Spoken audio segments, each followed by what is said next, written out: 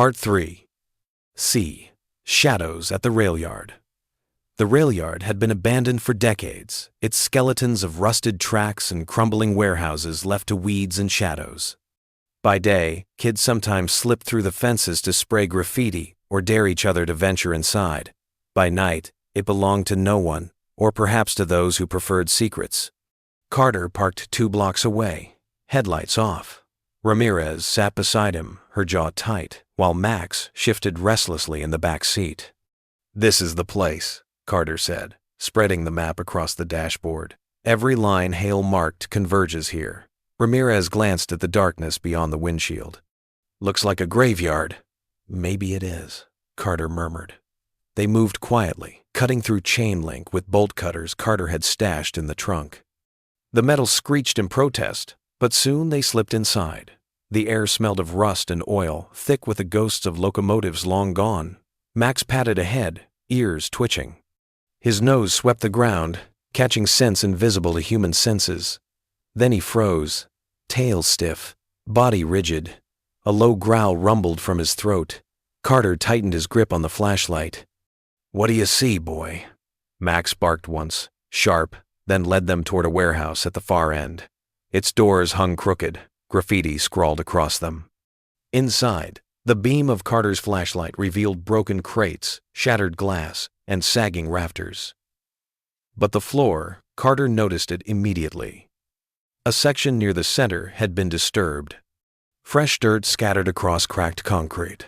"Someone's been digging," Ramirez whispered. Carter knelt, brushing his hand across the soil. It was damp, recently turned. He pressed deeper and felt resistance, a metal edge. "Help me," he said. Together they cleared away the dirt until a rusted hatch emerged. Max circled anxiously, barking, as if urging them not to stop. Carter pulled at the hatch. It groaned open, releasing a breath of stale air from the darkness below. A narrow staircase descended into the earth. Ramirez shivered. "God, it smells like a tomb." "Stay close," Carter said. They descended, the light cutting through cobwebs and dust. At the bottom lay a tunnel, old brick walls slick with moisture, stretching into darkness. Symbols had been etched into the stone, faded but familiar. The same circle and cross Hale had marked on his maps. This was built before the railroad, Carter said. Maybe before the city itself. As they moved deeper, they reached a chamber where crates were stacked neatly, too new to belong to the original builders. Carter pried one open. Inside, bricks of narcotics, plastic-wrapped cash, weapons. "The cartel's been using it," Ramirez muttered. "This is their vault." Carter's stomach tightened. "Number, this is just the cover." In the far corner, half buried in stone, was something else. A chest, older than the crates, its wood blackened with age, its hinges corroded. Symbols identical to the parchment were carved into its lid. Max whined, pawing at the chest. Carter brushed dust from the carvings. His heart hammered. This is what Hale found. Before he could lift the lid, a noise echoed through the tunnel, the scrape of boots on stone. Flashlights flared from the staircase above. Voices shouted. "Drop the light. Hands where we can see them." Cartel soldiers, armed and moving with precision. They poured into the chamber, rifles raised. Carter and Ramirez ducked behind the crates as bullets tore through the air. Splinters exploded around them. Max barked furiously, teeth bared. "We're boxed in," Ramirez shouted. "Not yet," Carter growled. He fired back, his shots ricocheting off stone. The chest remained between them, untouched, glowing in Carter's mind like a beacon. Whatever was inside had been hidden for generations, and men were still willing to kill for it. Part 3D, Blood in the Tunnels. Gunfire rattled through the underground chamber, echoing like thunder trapped beneath the earth. Dust fell from the old brick ceiling.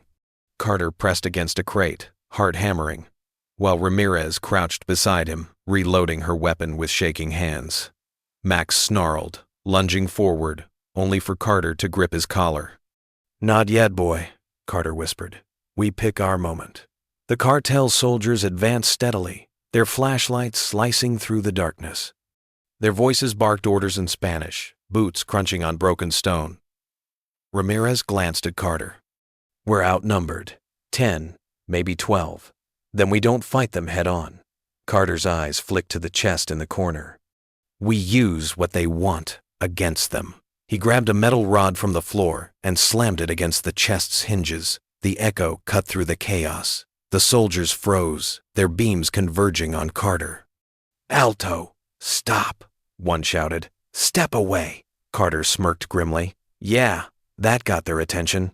The leader, a tall man with a scar across his cheek, stepped forward, rifle leveled. His English was thick but clear. You don't open it. You die now. Funny, Carter shot back. That's exactly what I was thinking about you. The standoff stretched, tension wound tight. Then Max barked sharply, lunging to the side. The distraction was enough. Carter fired, dropping the nearest soldier. Ramirez followed, her bullets precise. Chaos erupted once more. The chamber filled with smoke and muzzle flashes. Soldiers scattered for cover, some firing blindly, others screaming as ricochets sparked off stone walls. Max lunged at a gunman who tried to flank, dragging him to the ground with savage force. Carter charged forward, using the crates as partial cover, returning fire. His focus narrowed one target at a time, one breath at a time. Ramirez shouted, "Left side! They're circling!" Carter pivoted, dropping another attacker, but not before a bullet grazed his arm. Pain seared through him, hot and sharp, but he forced himself forward. Within minutes, 4 soldiers lay sprawled in blood, their rifles clattering to the floor. The rest retreated toward the staircase, dragging their wounded with them. Carter exhaled heavily, his chest burning. The silence that followed was almost worse than the gunfire. Max, panting, stood over the downed man he had mauled, his muzzle stained dark. Ramirez steadied herself against the wall, her face pale. "Jesus," she whispered. "That wasn't just muscle. They were trained." Carter nodded grimly. "And if they were guarding this, then whatever's in that chest." He let the thought trail off. He knelt by the ancient box, brushing dirt from its carvings. His hands trembled slightly, not from fear, but from the weight of history pressing down on him. Ramirez's voice broke the silence. "Should we open it?" Carter looked at her, then at Max, whose dark eyes seemed fixed on the chest, as though he too understood the gravity of the moment. "Not here," Carter said finally. "Not with half the cartel watching these tunnels. We take it somewhere safe." Ramirez hesitated.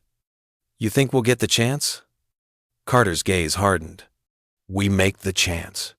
They hauled the chest up the narrow staircase, their muscles screaming with the effort. Max stayed alert, ears pricked, every sound in the night making him bristle. When they emerged into the open air, the sky was beginning to pale, dawn creeping over Norfolk City. But Carter's relief was short-lived. Because parked near the fence, waiting in the gray light, was a black SUV, and leaning casually against it, arms crossed, stood Parker. He clapped slowly, mock applause echoing across the rail yard.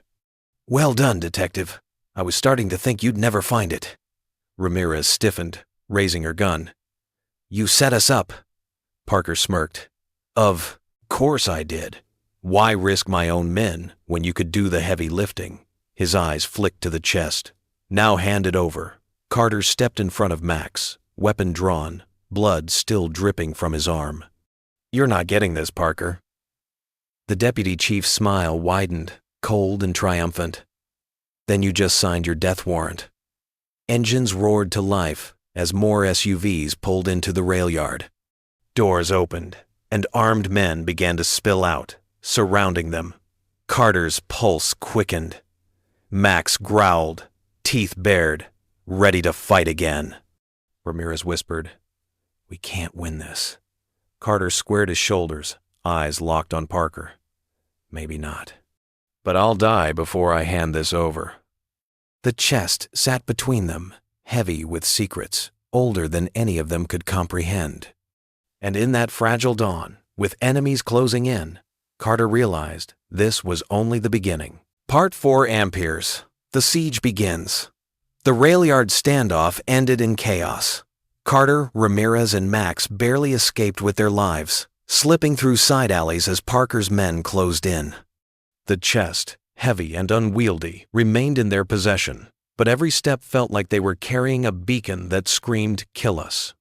By the time they reached Norfolk City General Hospital, dawn had broken fully. The hospital loomed ahead, its sterile walls promising safety, though Carter knew better. Hospitals could become cages. Inside, Chief Hale still clung to life, Anna seated faithfully at his side. She looked up in shock as Carter and Ramirez entered, battered, blood-stained, dragging the chest like survivors from some forgotten war. "What happened?" Anna demanded. Carter didn't answer at first. He set the chest down in the corner of the room, his breath ragged. Max collapsed beside it, his sides heaving. Ramirez finally spoke, her voice hoarse. "We were ambushed. Parker knows. He saw us take it." Anna's face paled. "Then he'll come here." Carter met her eyes grimly. "He's already on his way." Within an hour, the hospital transformed.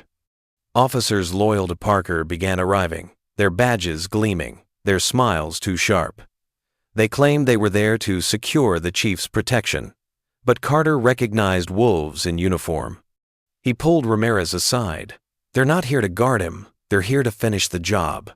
"What do we do?" she asked. "Hold the line until we figure out a way out." They moved Hale to a secure ward on the top floor, but Carter knew walls and locks meant little. The enemy wasn't outside anymore. It was inside the building, wearing the same uniforms as his own brothers and sisters. Night fell again. The halls of Norfolk City General Hospital grew eerily quiet, too quiet. Carter sat outside Hale's room, shotgun across his lap. Max sprawled at his feet. Ramirez patrolled the corridor, every nerve on edge. Then came the first sign. The security cameras flickered, one by one, screens going black. "Power cut," Ramirez hissed, returning at a jog. Generators hummed, casting the hospital in dim amber light. Carter rose to his feet, his pulse steady despite the storm gathering around them. "They're coming," he said.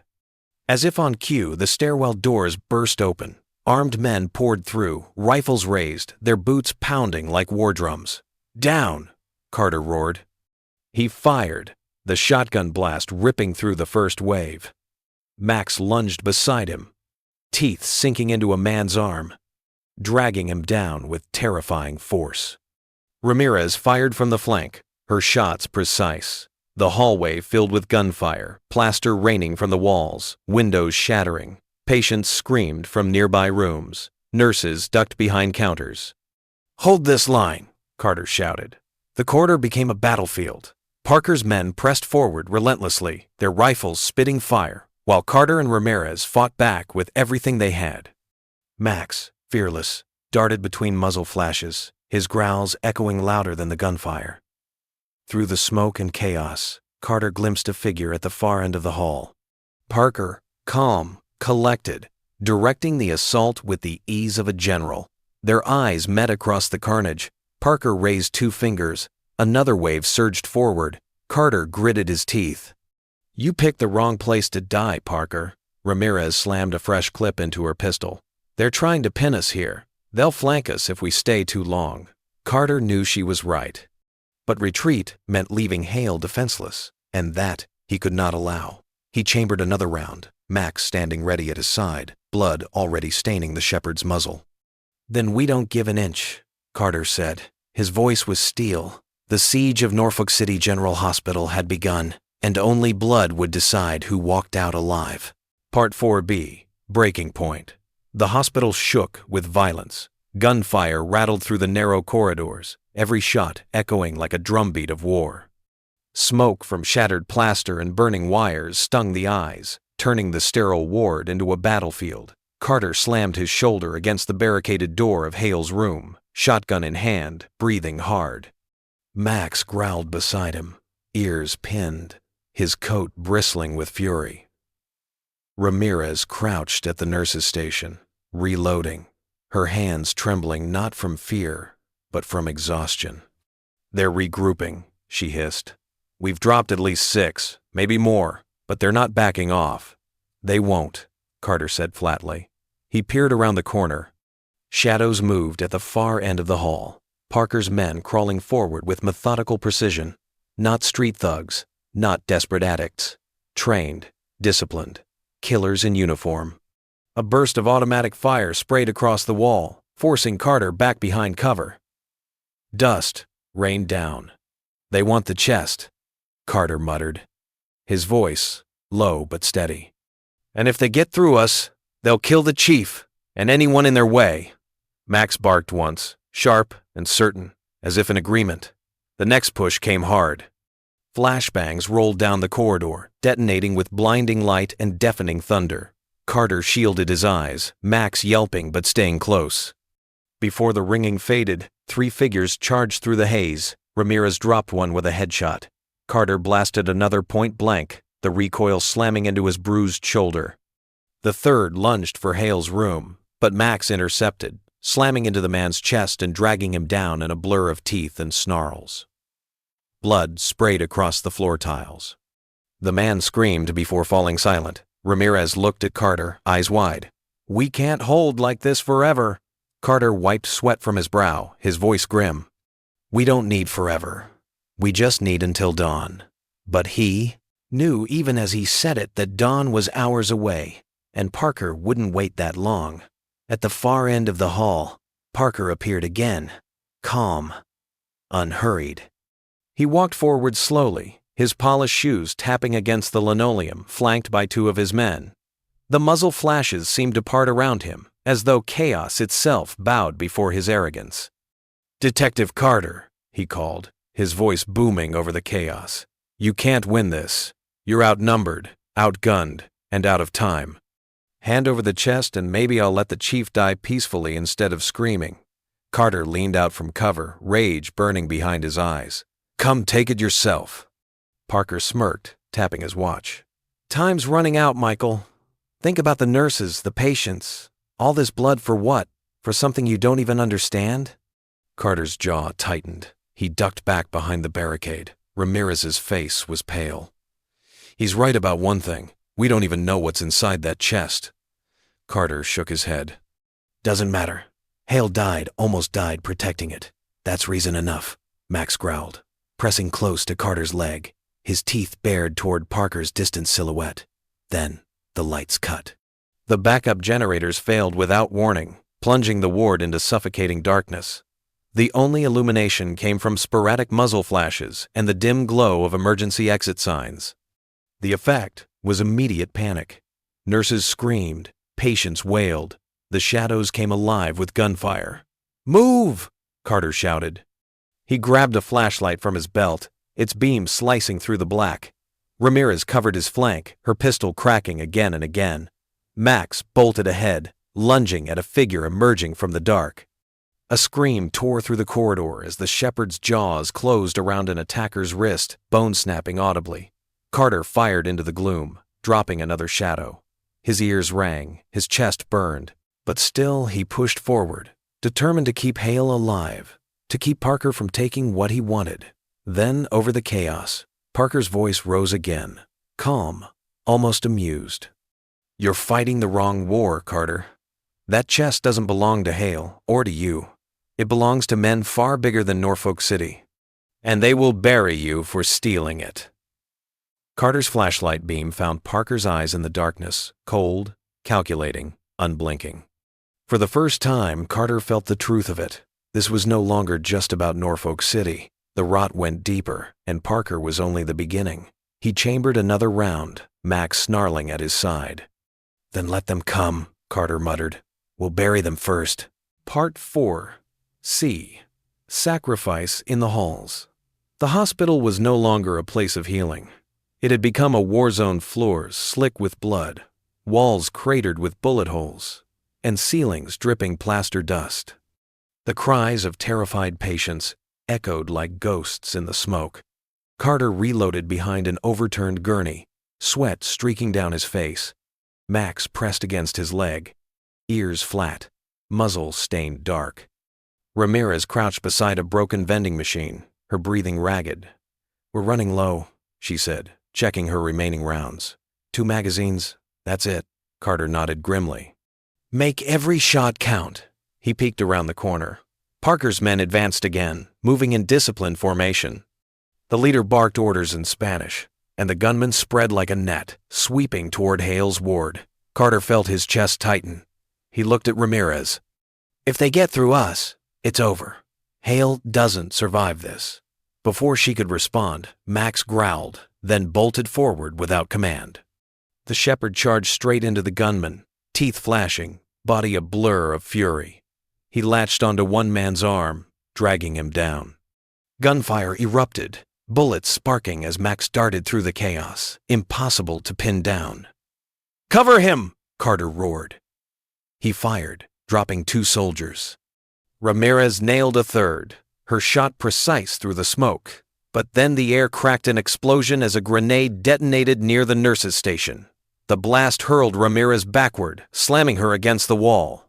Carter's ears rang, his vision blurred, but he saw her slide to the floor, blood streaking her forehead. Ramirez! He scrambled toward her, ignoring the bullets that tore past. She forced her eyes open, coughing. I'm fine, go. Protect Hale. But Carter could see she wasn't fine. Her breathing was shallow, her eyes glassy. Still, she pressed her pistol into his hand. Don't let them take it. Max limped back to Carter's side, his flank. Grazed, but his eyes still burned with defiance. The next wave surged. Parker himself stepped into view, his face a mask of cold triumph. He advanced slowly, confident, as though the outcome had already been written. Behind him, more men pushed forward. One carried a shotgun. Another held a satchel of explosives. End this, Carter, Parker shouted over the din. You're outnumbered. Your partner's bleeding. Your dog can barely stand. Hand over the chest, and maybe I'll let you crawl out of here alive. Carter rose to his full height, bloodied but unbowed. His shotgun rested firm in his hands. You'll get the chest over my dead body. Parker smirked. That can be arranged. He raised his hand. The men opened fire. Carter returned the barrage, each shot fueled by desperation. Max lunged again, ripping into another attacker. The corridor became a slaughterhouse of smoke, screams, and steel. But the tide was shifting. Carter felt the walls closing in, felt the sheer weight of numbers pressing them to the breaking point. Then a shot rang out. Not from Carter, not from Parker, from behind. Officer Davis, one of Hale's old loyalists, appeared at the far end of the hall. His uniform was torn, his arm bleeding, but his rifle spat fire with deadly precision. He dropped 2 of Parker's men in seconds, forcing the rest to scatter for cover. Get the chief out! Davis roared. I'll hold them! Carter's eyes widened. Davis, no. But Davis was already charging forward, a human shield, his rifle blazing. Bullets tore into him, staggering his body, but still he advanced, his fury driving him past pain. He reached the center of the hall before the storm finally consumed him. His body fell, riddled, but not before he'd carved a path through Parker's men. Max howled, a mournful sound that cut through the smoke like a blade. Carter's throat tightened. His sacrifice buys us time, Carter rasped. He grabbed Ramirez's arm, dragging her upright. We move, now. They pulled Hale's gurney toward the stairwell, the ancient chest still strapped beneath it.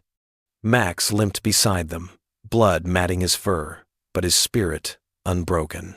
Behind them, Parker's voice bellowed, rage boiling. I'll kill every last one of you. Carter didn't look back. He couldn't. Davis's body already lay as testament to the price of loyalty. And Carter swore as he pushed Hale toward the stairwell.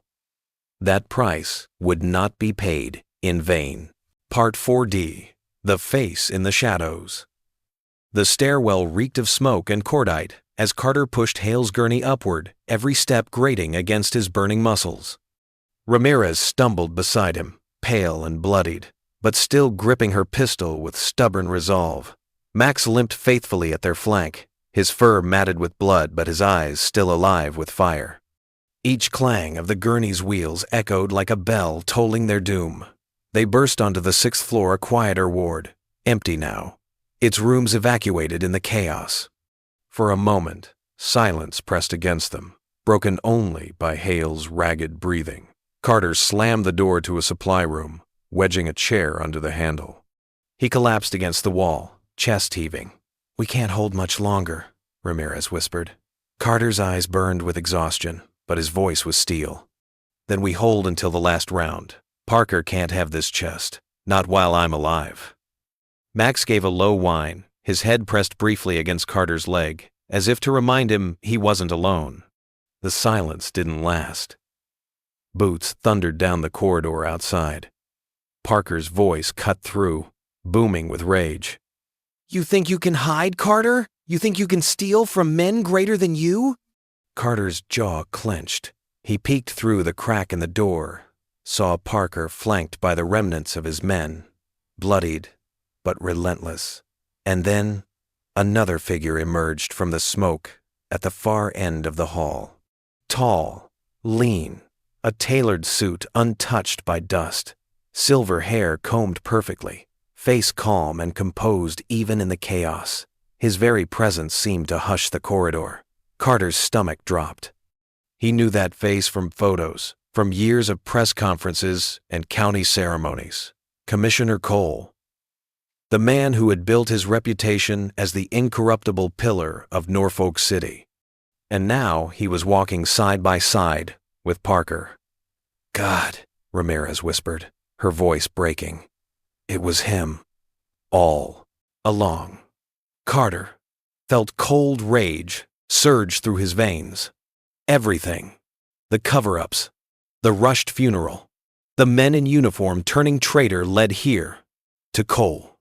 The commissioner's voice was quiet, almost soothing, yet it carried like a blade. Michael Carter. Loyal to the end. A shame, really. "You could have been an asset." Carter stepped into the open doorway, shotgun leveled. Max growled at his side, the sound low and primal. "I'd rather die standing than serve a coward like you." Cole's eyes flicked to the chest strapped beneath Hale's gurney. His smile was thin. "You don't even know what you're holding, do you? That chest doesn't belong to the chief. It doesn't belong to you. It belongs to history, to power greater than you can comprehend." Parker smirked beside him, raising his rifle. "So hand it over. Or bleed out here, forgotten." Carter's grip tightened on the shotgun.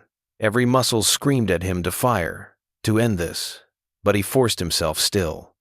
"If it's that important to you, Cole, then I know one thing." Cole arched a brow. "And what's that?" "That it'll never be yours." The hallway exploded with violence. Carter fired first, blasting Parker's rifle from his hands. Max lunged, teeth flashing, driving one of Parker's men to the ground. Ramirez staggered forward, unleashing her last magazine in a desperate hail of bullets. But Cole didn't flinch. He stepped back into the smoke, disappearing with uncanny calm as Parker screamed orders to regroup. Carter dragged the gurney back into the supply room, slamming the door shut again. His chest burned with fury and dread. Cole wasn't just involved, he was orchestrating everything. And now he knew Carter had the chest. The siege wasn't about Parker anymore. It was about the man who ruled Norfolk City from the shadows. And Carter understood with bone-deep certainty, the final battle had only just begun. Part 5, Amperes, the final hunt. The hospital siege had fractured into uneasy silence. Smoke drifted in the corridors like ghosts of the fallen. Carter, Ramirez, and Max huddled in the supply room with Hale's gurney and the chest still bound beneath it. Ramirez leaned against the wall, pale, blood streaking her temple. "We can't stay here. They'll flush us out." Carter wiped sweat and grime from his brow, shotgun clutched tight. His gaze lingered on Hale still breathing, though faint, and on the chest. That box had brought death to Norfolk City. Blood, betrayal. And yet something inside it had men like Parker and Cole willing to kill without hesitation. "You're right," Carter said finally. "But we don't leave without it," Max whined softly, his muzzle resting on Carter's boot. The shepherd's loyalty burned brighter than any torch, an anchor in the storm. Outside, footsteps approached again. This time, slower, deliberate. Then came Cole's voice, muffled through the door, calm as ever. "Michael," he called. "You've fought hard. Harder than most. I respect that. But you've reached the end. The chest is mine. It always was." Carter's grip tightened on the shotgun. "You'll have to pry it from my corpse," Cole chuckled softly. "Such dramatics. You don't even know what you guard. Let me enlighten you. Inside that chest are documents, maps, and ledgers stretching back generations, proof of where the money has gone, where it still flows. It isn't treasure, Carter. It's control. The kind of control that makes men presidents, or makes them corpses." Ramirez's eyes widened. "God, it's a ledger, a roadmap for the entire network." Carter's stomach clenched. He'd imagined gold, jewels, anything but this. But Cole's words rang true. The chest was more dangerous than gold. It was leverage. The door rattled. Parker's men pressed against it, trying to break through. Carter raised his shotgun, ready, but before the breach came, an explosion tore down the far hallway. Shouts, gunfire. Carter froze. That wasn't Parker's men. Cole cursed softly, the first crack in his composure. "They're here sooner than I planned." "Who?"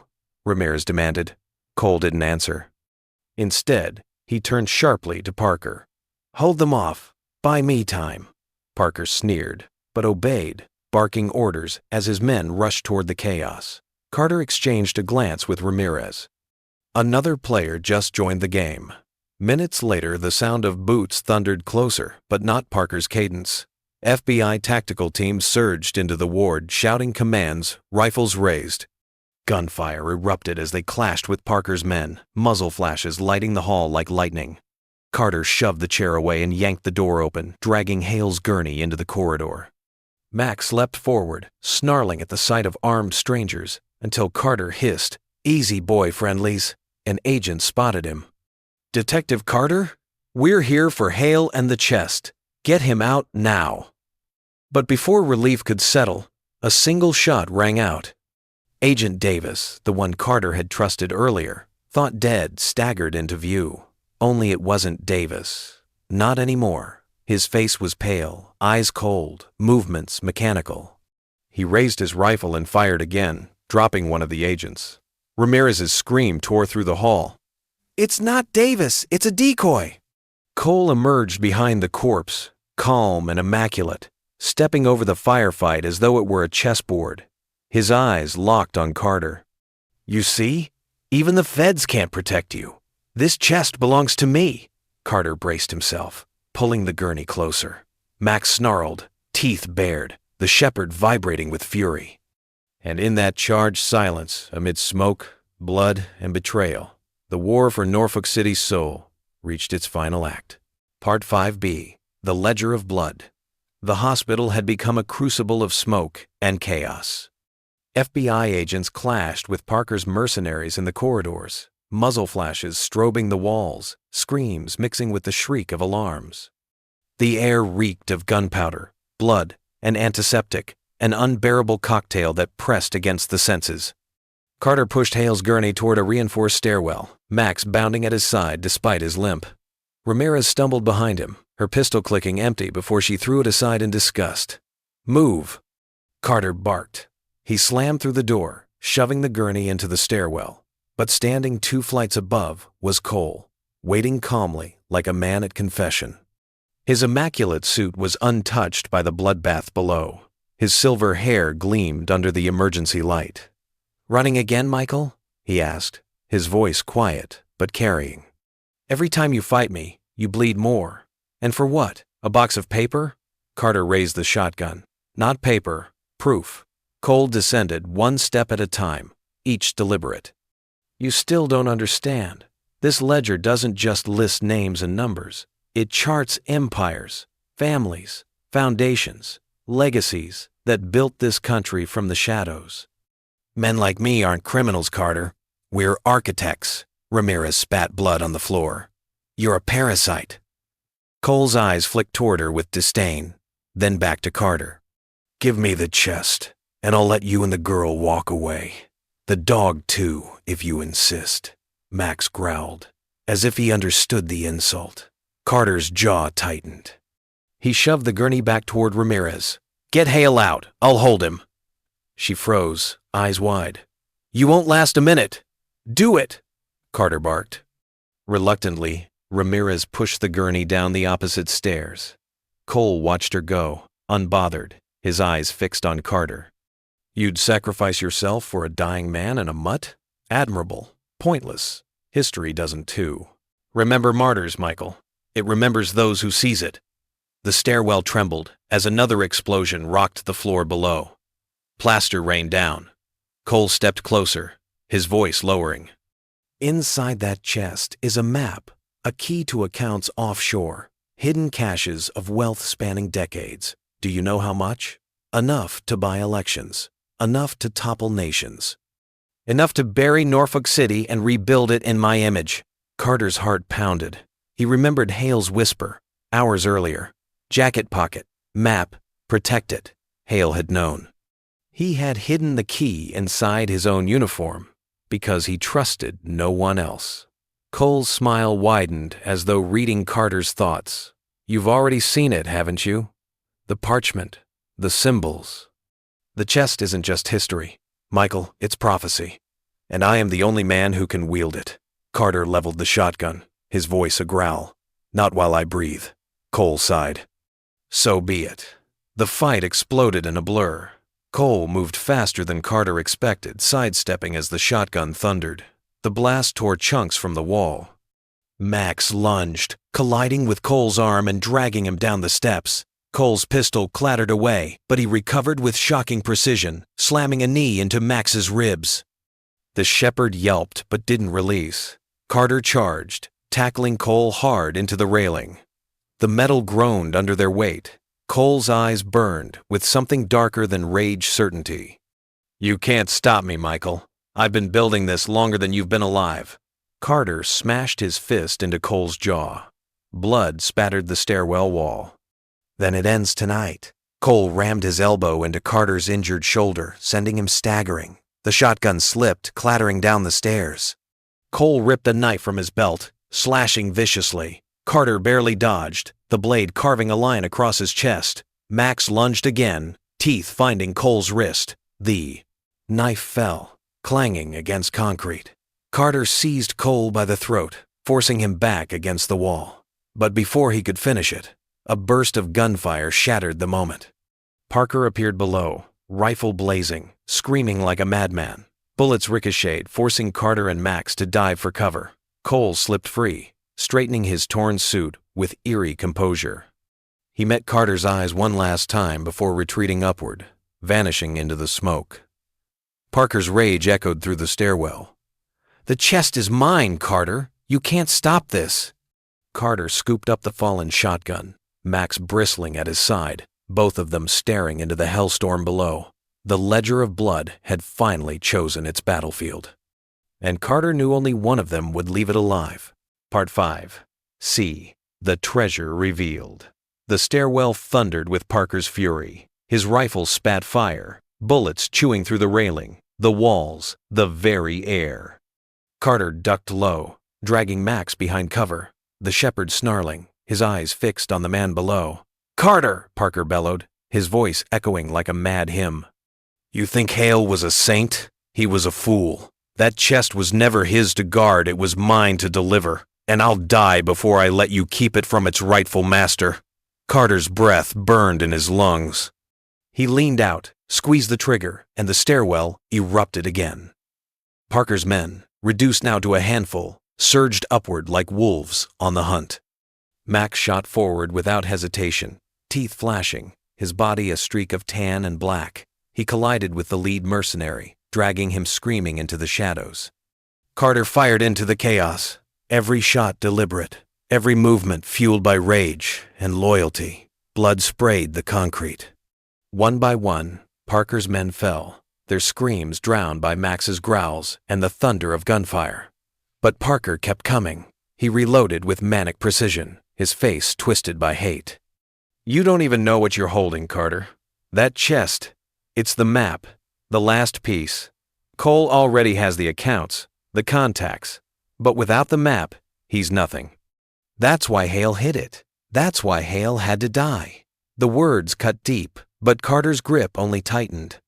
Hale lived because he fought for Norfolk City. You killed him because you sold it. At that moment, Ramirez reappeared, dragging Hale's gurney into the corridor at the stairwell's base. Her face was white, her hands trembling, but her voice cut through the chaos. "Michael, the chest it's opening." Carter froze.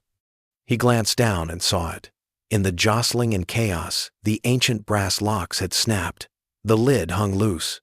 Inside lay a bundle of documents, yellowed ledgers bound with twine, their ink faded, but legible. Maps scrawled with cryptic symbols. And beneath them, a pouch of gold coins that gleamed faintly in the dim light. Carter's breath caught. It wasn't just money. It wasn't just records. It was both.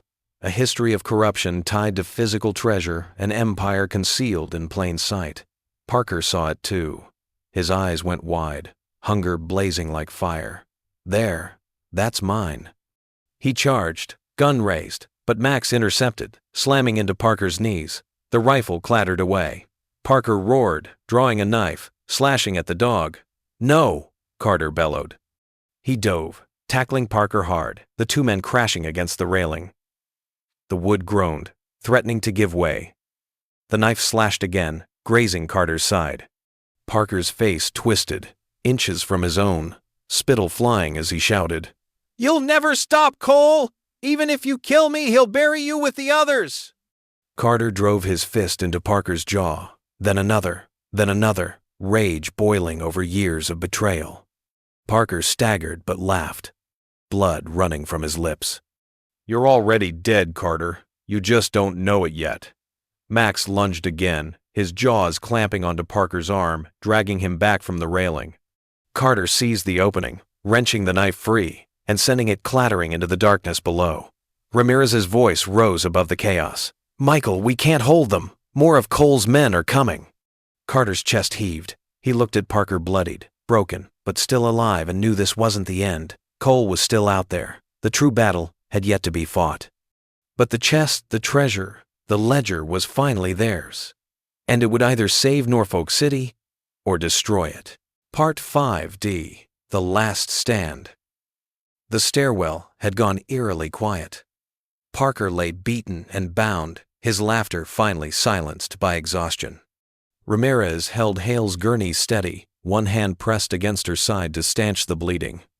The chest, its lid now ajar, glowed faintly in the dim light ledgers, maps and gold coins catching every flicker of fire from the burning halls. But Carter knew the silence was false. And then Cole appeared. He emerged from the smoke at the far end of the corridor, his suit immaculate, his silver hair shining like steel. Behind him, two men in black carried rifles, but his presence alone seemed heavier than their weapons. His eyes, cold and certain, locked onto the chest. "At last," Cole said softly. "The ledger comes home." Carter stepped forward, shotgun raised, Max growling low at his side. "It's not your home, Cole. It's a coffin for every man who sold his soul to it." Cole's lips curved into something between a smile and a sneer. "You fought hard, Michael. I'll grant you that. But loyalty is wasted on ghosts. Hale is finished. Ramirez is dying. And you." He let the words linger. "You're a broken man propping up a broken city." Ramirez spat blood onto the tiles. "Better broken than bought." Cole's eyes flicked toward her, unimpressed. He gestured lazily. The gunmen raised their rifles. Carter's finger tightened on the trigger, but before the volley could begin, Max lunged. The shepherd moved like lightning, slamming into one gunman, ripping the weapon from his grasp. The corridor erupted in chaos. Carter fired, the shotgun booming like thunder. The second gunman crumpled. Cole staggered back, fury cracking his calm at last. He snatched up a fallen pistol, aiming straight for Hale's gurney. "Enough!" Cole roared.